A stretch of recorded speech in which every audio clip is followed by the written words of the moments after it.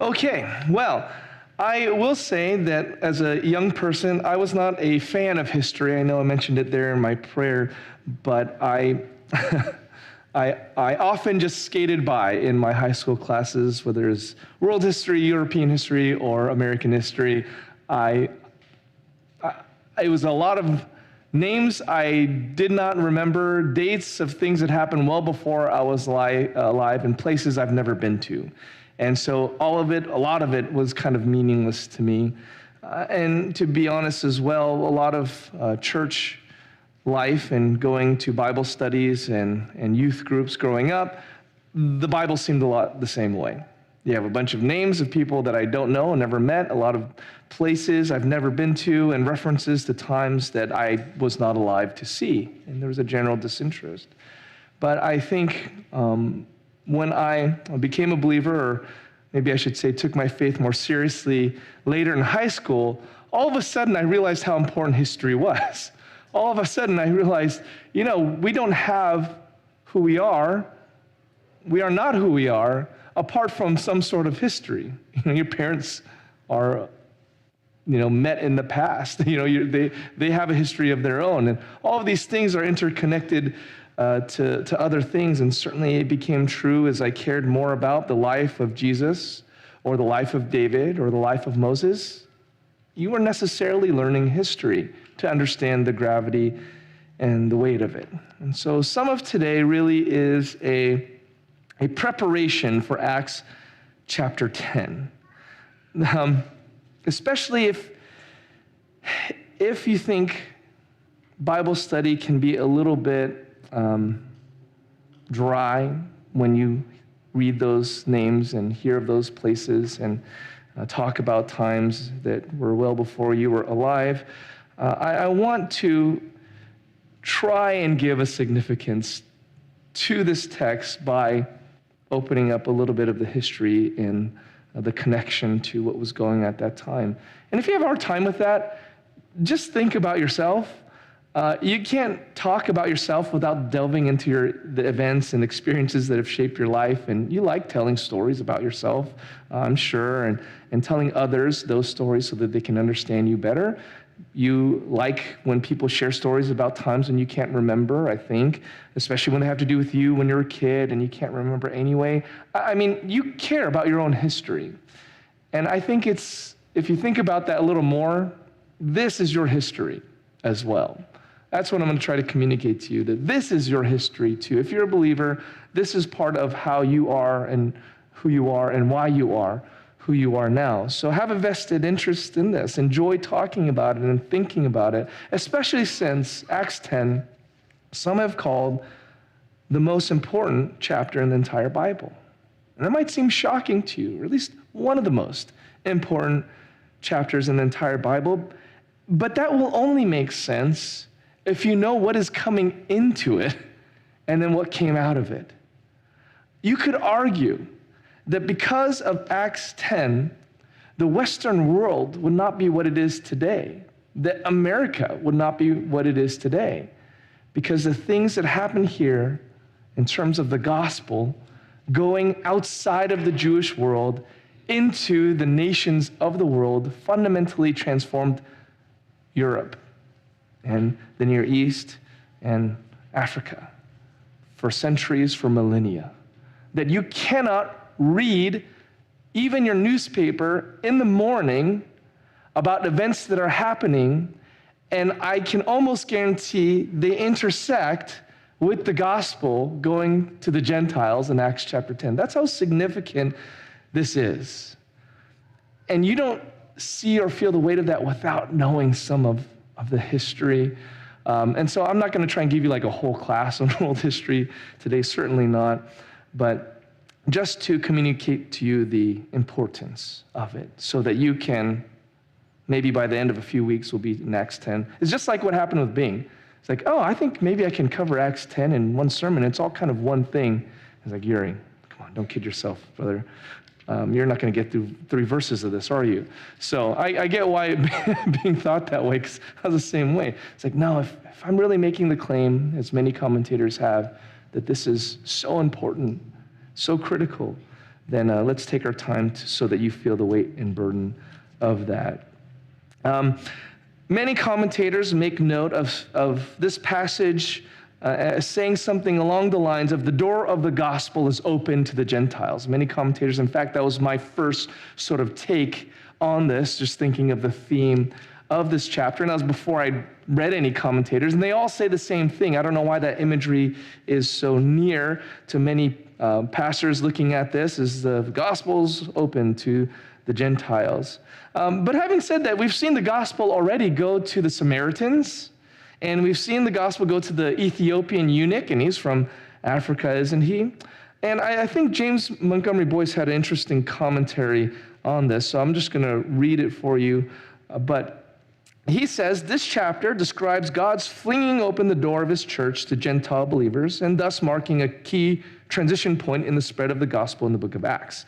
As noted in Acts 9, it is clear that God's Spirit was moving Peter step by step from Lydda to Joppa to Caesarea towards fulfillment of Acts 1:8 and the taking of the gospel to the Gentiles. So in Acts 8, we see the conversion of an Ethiopian eunuch, a son of Ham. That's going back to Genesis 6, 7, 8. In Acts 9, the conversion of Saul, a son of Shem, and in Acts 10, Cornelius, a son of Japheth. These represent the three divisions of humanity after the flood. So if you remember, Noah and his wife and his 3 sons and their wives, they're spared in the ark. And the Bible's claim is that from them, humanity was rebooted, you could say, and that there's 3 lines or strains of the human genealogy. And the Ham line is represented by the Ethiopian eunuch, the Shem, which is where we get the word Semitic. So the Semitic peoples coming from Shem, and then Japheth, the Western world, I suppose you could say. So I thought that was an interesting take, is, haven't we seen the gospel go to Gentiles already in the book of Acts? But yet this represents, in some ways, the door is being cracked open the whole time, and now the door is flung open and to be remained open. That's what's happening in Acts 10. I'll also say that throughout the Old Testament, you've had these hints that this was going to be. In other words, this is a very dramatic passage for Jewish people in particular, because as far as the Jewish people were concerned, having read through their scriptures, they didn't call it the Old Testament because it's the only testament they had. They called it the Tanakh or the Hebrew Scriptures. As far as they were concerned, God had chosen them to be this unique people on the face of the planet, and they were to be this light and this testimony into the world, and that they would draw people to them to a worship of God. So through them, there would be the nations coming, seeing who Yahweh is, and they would come and worship through them. And they had a sense that they were separated or distinct from the rest of the nations, and that ran very hard through the Hebrew Scriptures, that they were distinct from the Gentiles, that because of their uniqueness and separation from the Gentiles, Gentiles just meaning non-Jewish people, that their distinction would be what drew others into the worship of God. But that meant having a hard line between us and you. And yet, throughout the Old Testament, you had these pictures of Gentiles being included in the people of God in very fundamental ways. For example, you have women like Rahab and Ruth, a Canaanite woman and a Moabite woman, respectively, who are in the genealogy of Jesus himself. So you have Gentiles in the genealogy of the Messiah, the Jewish Messiah. That tells you something about what God thought about the family of God and who was a part of it. You have the story of Naaman, a general of Syria who was healed of leprosy, and he showed faith in Yahweh as well as a Gentile. And then you have the testimony of King Nebuchadnezzar, which was read earlier this morning, the very king who exiled the Jews from Jerusalem, burned down their temple, killed so many Jewish people, and he, at the end of his days, as we read in Daniel 4, he became a believer in Yahweh too. In other words, this very, not just pagan king, but one that had actively persecuted, destroyed, oppressed Jewish people, he was brought in to the kingdom of God. So there were these hints, these glimpses as if through a window that Gentiles would be included into the family of God, that this was God's plan from the beginning, even as he chose Abraham's descendants, the Israelites, to be this light and special people. And I think this will be more clear as we explore this passage over the next few weeks, for Gentiles in those days to be formally included into the Israelite community, it would have required some conformity to the Mosaic law. That in order to be a proselyte, a convert to Judaism, you were brought into law keeping, and even still, there were some things you were excluded from as a non-Jew. This is what makes the new covenant significant. Because when God gave this promise to the prophets, after Israel time and again demonstrated in the most awful and sometimes ridiculous ways that they could not keep God's laws, they could not be God's people, they could not follow him with all their heart, soul, mind, and strength, that the kings were as corrupt as the people and the people were as corrupt as the kings, that there was no way for them through keeping the Mosaic law they could earn a place in God's kingdom. God promised the new covenant. The new covenant was the admission, so to speak, by God, or a confession by God, you cannot keep the law. I've given you everything, and you cannot keep it because your hearts are bad. Your hearts cannot worship me. You need a heart transplant. So the new covenant is this promise that God was going to take that heart that could not worship God out and give a new heart that could worship God. That's the only way we can be different. Church isn't about, and the Bible's never been about, conform to an external standard of righteousness and you'll be good. Follow this list of do's and don'ts and God will be happy with you or pleased with you. The Bible is condemning that over and over again, saying you cannot do that. God has to be the one that changes your heart. That's the new covenant fundamentally. But it was a promise first to the Jewish people that your ability to be a part of God's kingdom, Jewish people that I chose to be a part of my kingdom, is not going to be dependent on you. It's going to be dependent on God, not through conformity to the law, but God fulfilling it for you. How did God fulfill the law for the Jewish people? It's in Jesus. Jesus, Son of God, Son of Man, he's perfect. He comes into the world, and he is the law fulfilled. He is the promises of God in the flesh. He is the only way of salvation and entrance into God's family through his ability to be perfect, not your ability to be perfect. And that's what allowed for entrance into God's family, not only for Jews, but for all people.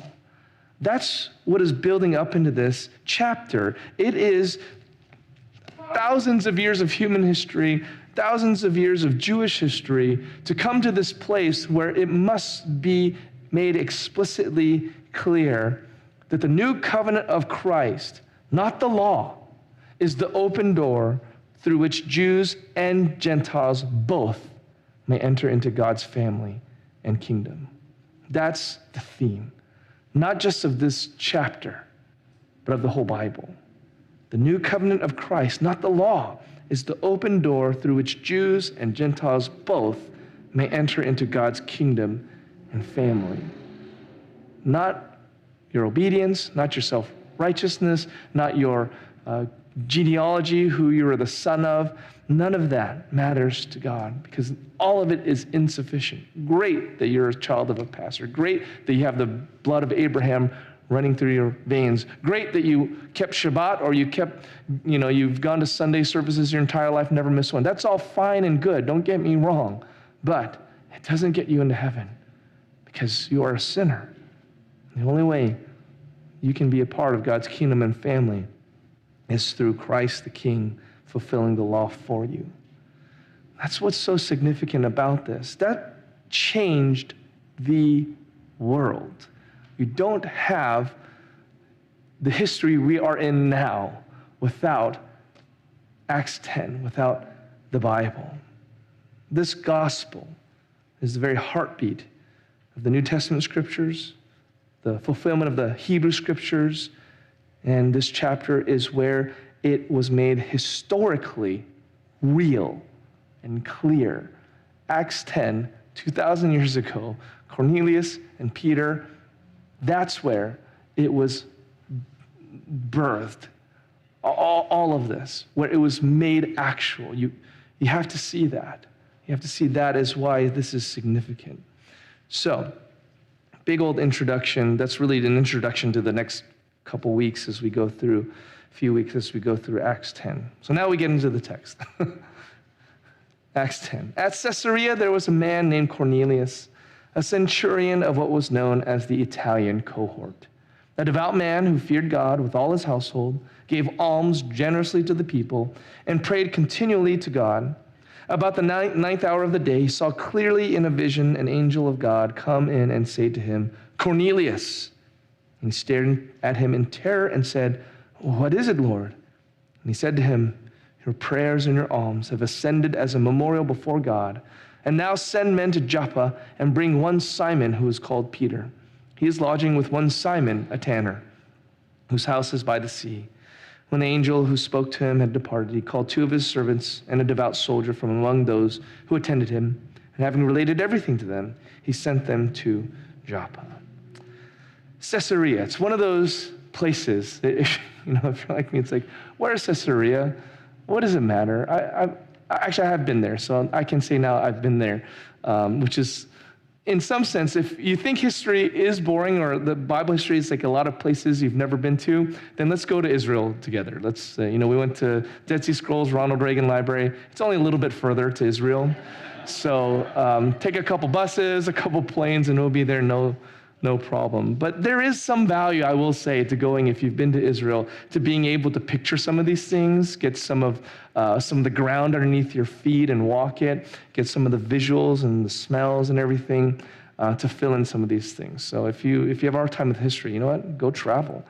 Anyway, Caesarea was named this because the Caesar Augustus gave to Herod the Great, the one who tried to kill baby Jesus, gave that city to him. In turn, Herod, of course, getting this gift from Caesar, wanted to please him, and so he named this town Caesarea after Caesar Augustus. And so Herod the Great was a great builder. That's why, in some part, he was called Herod the Great. He improved and built upon the Temple Mount and made it this beautiful structure, huge courtyard and gates and everything. Well, he did that everywhere he went. He did that in Caesarea. Some of this still stands, and you can see it. That's what makes it significant. Amphitheater, aqueduct, palace, magnificent harbor, and the city flourished. It's right there on the coast in Israel, and you can imagine there was an influx of different cultures in coastal towns.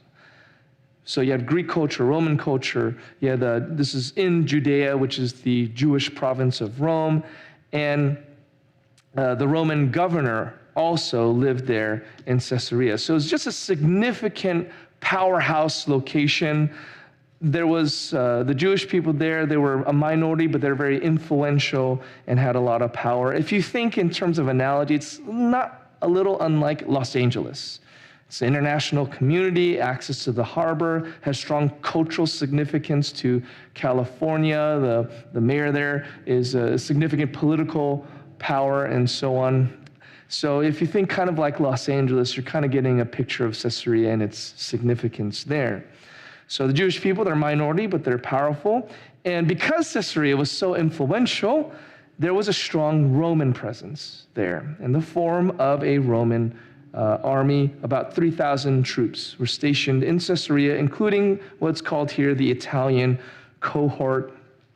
We have some ideas about what that might be in reference to, but nothing for sure. But we know for sure there was a very strong Roman military presence there in Caesarea. And of course, with them was one centurion by the name of Cornelius. A centurion, by the way, is a soldier in charge of 100-ish soldiers. You see the word centur in there, like a century. Century is how many years? 100 years. It's the same cent that's like 1 cent, like the penny. That's 1/100%, 1 in 100. So cent, C-E-N-T, means 100. Centennial, so it's a linguistic thing. But centurion, 100. So he's over 100 soldiers. And if the story of this chapter is that the gospel is going to the Gentiles, it doesn't get any more Gentile than Cornelius. He, of course, is non-Jewish, so literally is a Gentile, because Gentile is just a non-Jewish person. So he's, of course, literally a Gentile, but he's a Roman Gentile. The Romans, by this point, of course, had a vast empire. They were the current rulers over the Jewish people. Before them, the Greeks ruled over the Jewish people. Before them was the Persians, as we've been learning in Daniel. And before them were the Babylonians. So essentially, for hundreds of years, even until 1948, essentially, that region was only ever ruled over by foreign powers since 586 BC until now, or until 1948, I'm sorry. And so he represents the peoples that are in control and in power over the Jewish people. And if that wasn't enough, he's not just a Roman, he is a Roman soldier.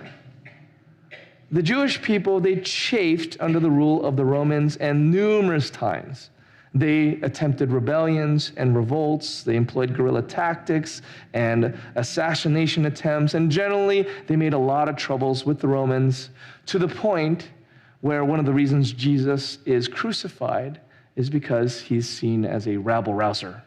And they were quelling these rebellions all the time, and it came to a head in 70 AD, where there's a Jewish revolt, and the Romans come in and destroy Jerusalem, destroy the temple, as it does not stand till this day. And then they have a last stand at Petra, so on. That's a little bit of history we don't necessarily need to get into, but you just need to know that the Jewish people were not particularly fans of the Romans, certainly not of Roman soldiers. One, perhaps, story, for example, here in 4 BC, so we're talking about around the time of the birth of Jesus, a Roman governor by the name of Varus ordered Roman soldiers to crucify 2,000 Jews for attempting a revolution after the death of Herod the Great.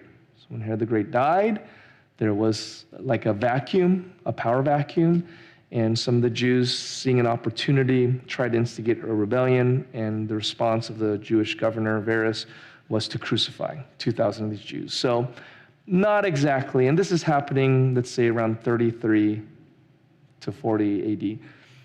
Not exactly fans.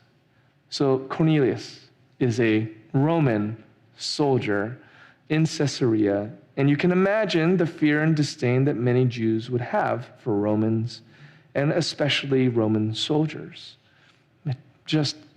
It doesn't get any worse as far as being a Gentile here. You're picking a Gentile that's very Gentile-y to show God opening up the gospel to the Gentile world. He was the exact opposite of a man like Peter, who is just a nondescript fisherman from Galilee. He's also the opposite of Paul/Saul, who was a Pharisee and this religious elite. He was the furthest you could get from a faithful Jewish person, either in the upper class or the lower class or anywhere in between, just total opposite. Should have nothing to do. He should have nothing to do with what God is doing. That's what we would say. So what does it say about God? What does it say about the gospel then? That Cornelius was going to be the lightning rod for the gospel going to the Gentiles. I just have 3 thoughts about that, comments about how we should understand who God is because of Cornelius. The first is that God does not show partiality in judgment. Second is God does not show partiality in salvation. And thirdly is God does not choose the way we choose. So the first 2 go together. God does not show partiality in judgment, nor does he show partiality in salvation. You can go to Romans 2, verse 9 through 11. Romans comes right after Acts. And Paul makes this argument in Romans 2:9, there will be tribulation and distress for every human being who does evil, the Jew first and also the Greek. The tribulation and distress is not just earthly troubles, in essence saying, because of sin in the world, you know who suffers because of sin in the world? Everybody does, Jews and Gentiles. But this is also talking about the eternal consequences of sin and eternal distress and tribulation that God brings upon everyone, Jew or Greek. That there is, and Greek there just means Gentile, by the way. That's a way of saying Gentiles. So it's not that he's particularly hateful of Greeks. Paul is saying God is impartial in judgment, that everyone must face God one day, and there's going to be the same standard for everybody, his perfect righteousness. And if you fall short of that, not only will you suffer in this life because of sin, as we often do, you will also suffer for eternity. No distinction. But he also says, but glory and honor and peace for everyone who does good, the Jew first and also the Greek, for God shows no partiality. Now we want to be careful there when it says for those who do good. It's not saying, and we'll get to this in the second half of the sermon here, this does not mean that doing good is what earns you those things. Rather, this is talking about a faith, a real faith does good works. And so the evidence of a true faith is, as far as the Bible is concerned, the good works that accompany that. And so when you see those good works, doesn't matter if Jew or Gentile, if you have faith, then glory, honor, and peace, because God shows no partiality in either judgment or salvation. 1 Corinthians 21-24, very similar point, but I'll read it because I want to read also the verses after. 1 Corinthians comes after Romans. 1 Corinthians 1:21. For since in the wisdom of God, the world did not know God through wisdom, it pleased God through the folly of what we preach to save those who believe. For Jews demand signs, and Greeks and Gentiles seek wisdom, but we preach Christ crucified, a stumbling block to Jews and folly to Gentiles, but to those who are called, both Jews and Greeks, the Christ, the power of God, and the wisdom of God. For the foolishness of God is wiser than men, and the weakness of God is stronger than men. And just making the point there that God, the foolishness of the gospel is that God would have to die in order to bring redemption to man, because that sounds like weakness. The Romans praised powerful men, and they lauded those who could conquer others and subjugate others. The Jewish people, in their own pride and lack of humility, they thought it's good enough to do these good works and point to my ancestry and those sorts of things. But God says, that's a foolish way of thinking. It's a worldly way of thinking to think that's the kind of thing that matters to me. Here's what matters to me. True humility, sacrifice, love. And so here's my son, God in the flesh, and he's going to die for you. That sounds foolishness, but my foolishness is stronger than anything you can imagine, to the Jew and also to the Gentile. So there's no partiality in judgment, and there's no partiality in salvation for God. And then, if that's the case, we have this clear implication and application for us. God does not choose then the way we would choose. The next verses say, for consider your calling, brothers. Not many of you were wise according to worldly standards. Not many were powerful. Not many were of noble birth. But God chose what is foolish in the world to shame the wise. God chose what is weak in the world to shame the strong. God chose what is low and despised in the world, even things that are not, to bring to nothing things that are, so that no human being might boast in the presence of God. God does not choose the way you and I choose. We learn even from a young age, you're forming your kickball team, and you pick the biggest guy, the fastest gal. You pick the one that you like the most. It's your friend or your buddy. It's natural. What does God do? God says, I'm going to pick the kid that doesn't know his left foot from his right foot. God picks the kid that's slow. God picks not on the basis of outward appearances, but God looks at the heart. And so we need to learn from this. If God is that way, we ought to be that way. If there's any group on this planet who are, on the one hand, most judgmental, but equally to all peoples, all races, all cultures, who is willing to judge you and also judge himself or herself the most consistently and impartially, it should be us. We should be very, very, very consistent about how we judge, that it's biblical, that it's everybody, that it's the same standard. Not that you treat some people better, you give some people rules that don't apply to other people, that you don't hold yourself to the same standard that you seem to be holding someone else to. If there's anyone that is super equally judgmental to everybody, in a sense, that should be us. That we would not ever be accused of saying there's a different standard for one or the other, because God is saying, I don't do that.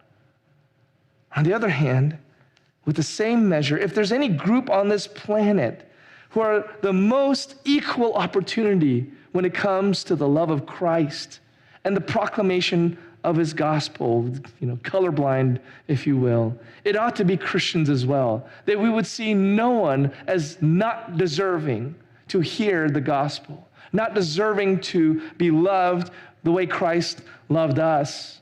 We should be most known for not seeing, different races and all of these things. We should be known for being very consistent and impartial about our application of love as well. Both. I wish we were known for being super judgmental and being super loving. That'd be fantastic. Because that's kind of what God is, impartial.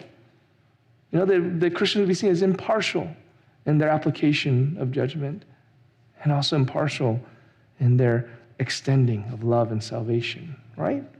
That's the way God is.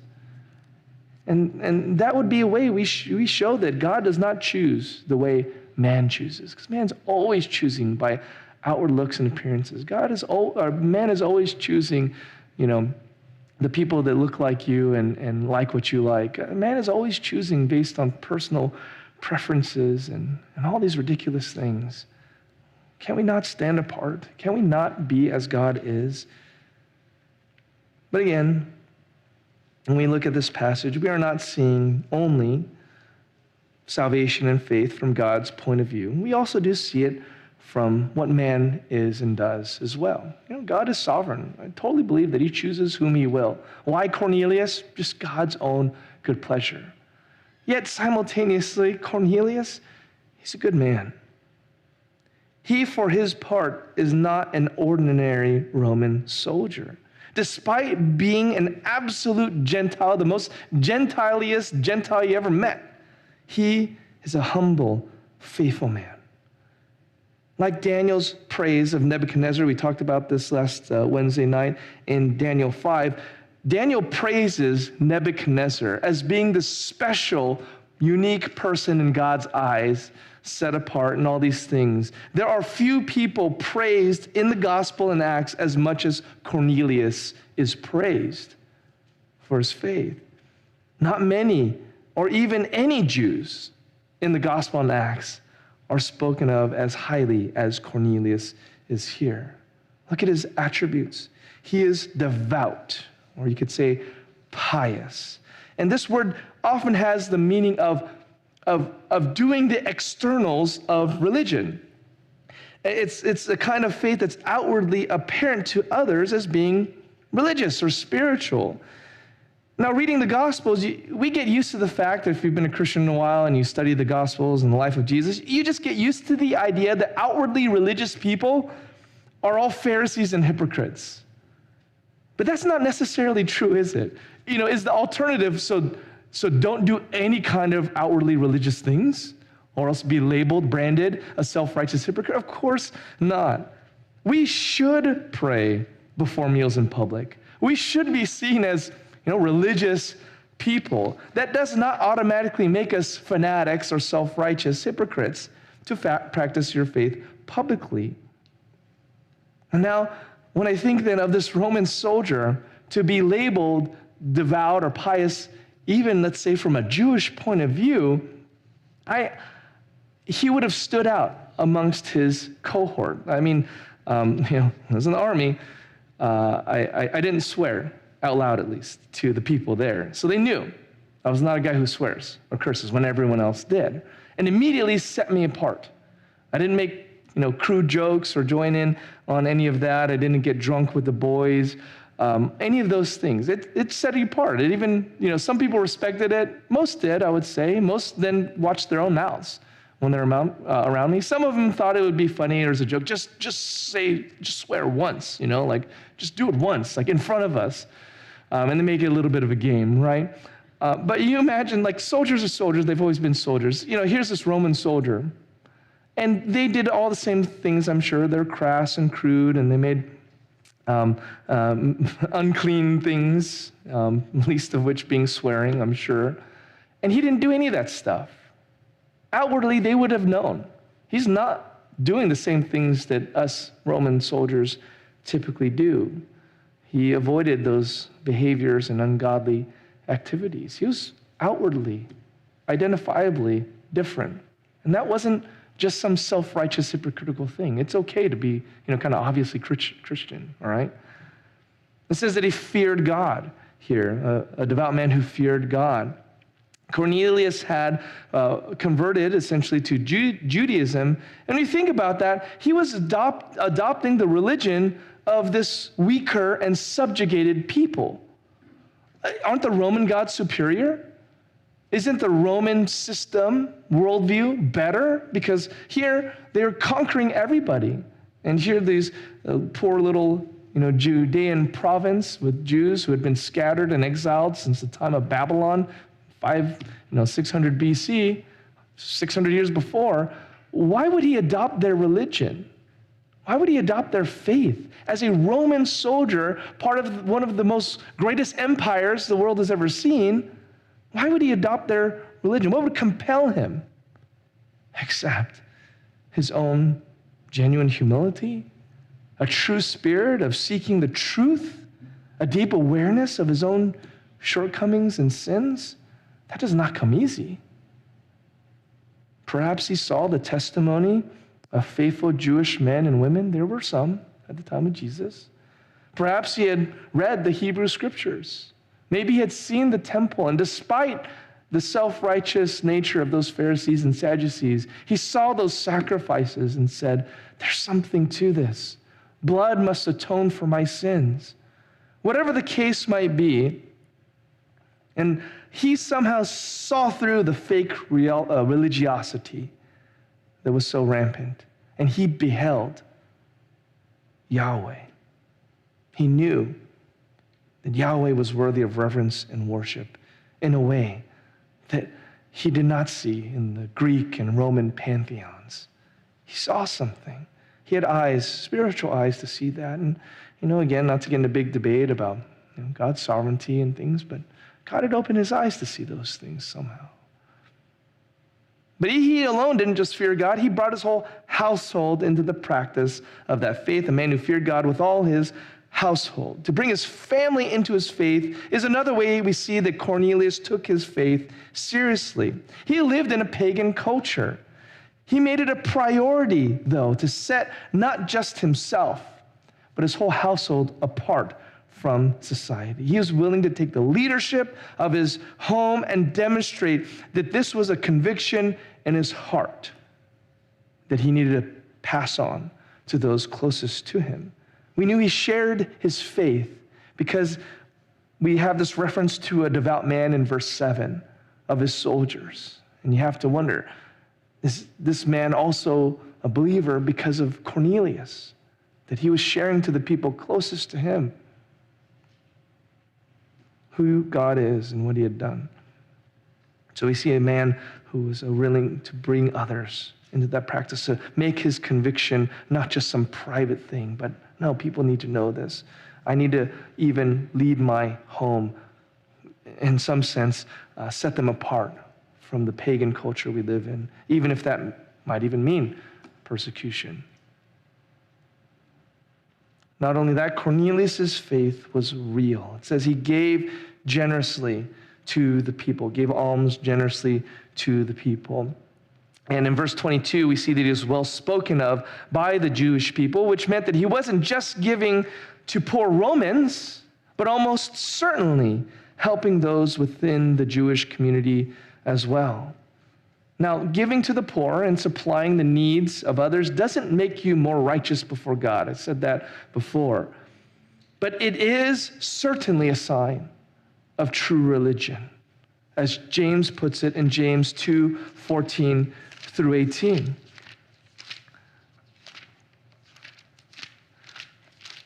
James says, "What good is it, my brothers, if someone says he has faith but does not have works? Can that faith save him? If a brother or sister is poorly clothed and lacking in daily food, and one of you says to them, 'Go in peace, be warmed and filled.'" I say that sometimes to kids or youth. That's great. You're hungry? Be warm and be filled. What do you want me to do? No, it's just a joke. I give my kids food. But if you say that without giving them the things needed for the body, what good is that? So also faith by itself, if it does not have works, is dead. John also in 1 John makes the same point in 1 John 3:17 through 18. It says, "But if anyone has the world's goods and sees his brother in need, yet closes his heart against him, how does God's love abide in him? Little children, let us not love in word or talk, but in deed and in truth." 1 John 3:17 and 18. And so we see the giving of alms here is a reflection of a true faith. It isn't his faith in the sense that I do these things and that makes me commendable to God. It's that because I believe God, I do these things. So we see these evidences of true faith in him. And then lastly, it says he prayed continually to God. Prayer is communication. Communication is relationship. And of all the things mentioned here to describe Cornelius' faithfulness, this is to me the most telling indicator. Cornelius, the Roman centurion, hardened by soldiering, used to giving and receiving commands and executing them, responsible for 100 men, he was a man comfortable on his knees in humble prayer to the God of a people, not his own. That says so much about him. Prayer already says so much about you. But imagine being the most Gentile-iest of Gentiles. Imagine being this soldier who can take care of things, can get things done on his own, is regularly entrusted with tasks to perform. And soldiers are the most go-getters of them all. And he prayed continually to God. The other guys would see him off on his own. He must be praying again.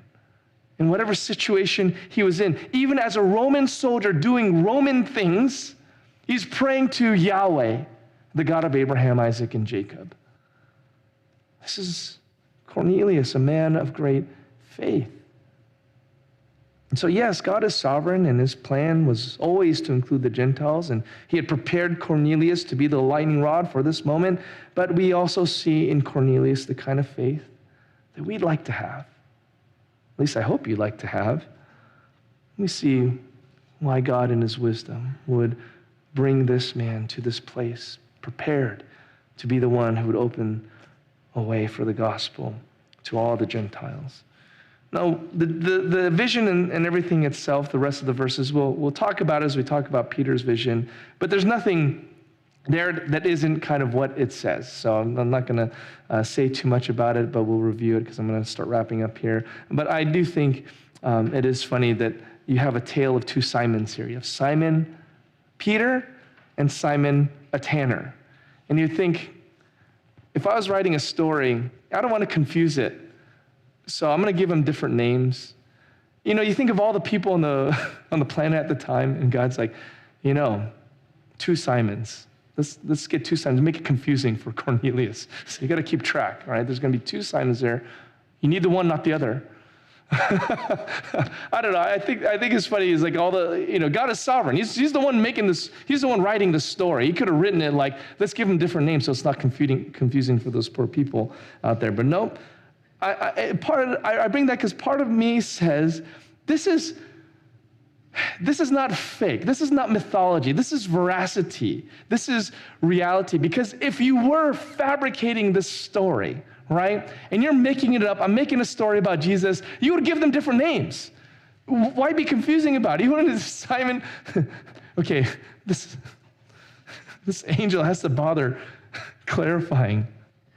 All right, Simon the Tanner, not, Simon called Peter, not Simon Tanner. Okay, you got that? Write that down. Make sure you get that right. This is not mythology. This is not someone thinking up the Jesus story and trying to write something interesting here. And I'm gonna fulfill all I'm gonna write the story and fulfill all the Hebrew scriptures.